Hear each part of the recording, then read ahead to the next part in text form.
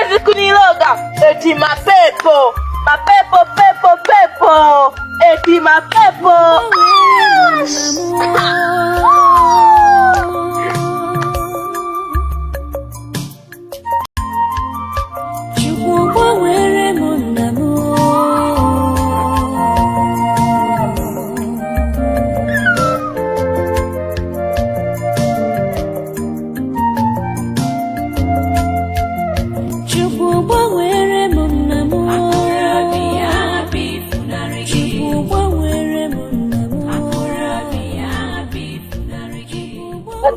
Amina mama. Amina. Mungu mwema. Amina. Zaidi mama mchungaji. Nzuri mama. Ile ndio nilikuwa naelekea sasa. Nilikuwa naelekea. Ndio nilikuwa naelekea kwenye maombi. Najua mama mchungaji kwa sababu wewe. Kwani ulikuwa unaelekea wapi? Mguu mama mchungaji ulikuwa unaona nilikuwa nakuja kwako. Ulikuwa unakuja kwangu? Ndio mama. Basi haina shida. Mimi naenda kwenye maombi. Lakini mama mtumishi, ndio. Kuna kitu naomba unisaidie mama. Bila shaka haina shida. Asante. Kama utanisaidia mama. Haina shida. Nashukuru sana. Mama mchungaji niulize swali. Hivi kwa nini mabinti ndio wanadondoka mapepo sana? Au tuseme wenyewe ndio wana dhambi kuliko vijana wa kiume? Mimi hicho kinachonipa mawazo sana. Na ndio hicho nataka nikuulize mama mchungaji. Napata shida kuhusu hili.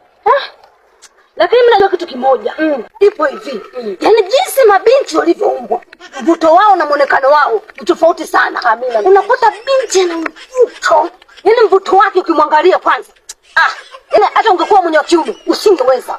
Yaani ana mvuto fulani hivi. Ameumbika, yaani mtoto ameumbika, yaani ameumbika. Kwenye Biblia.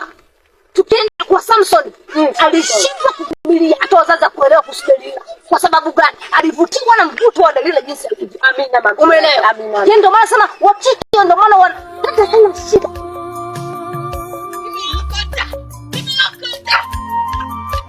Chukua wewe mwanangu.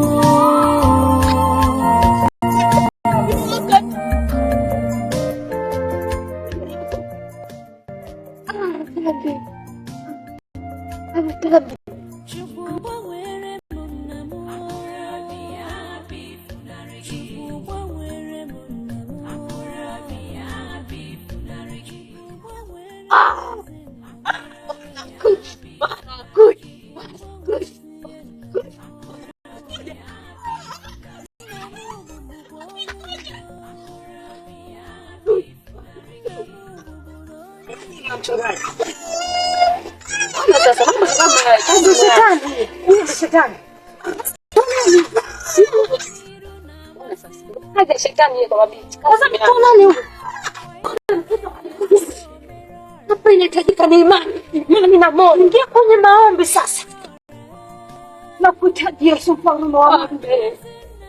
Ukasimame baba. Ukasimame Yesu. Ukasimame mfalme wa mafalme. Naomba ukasimame jumla zapita.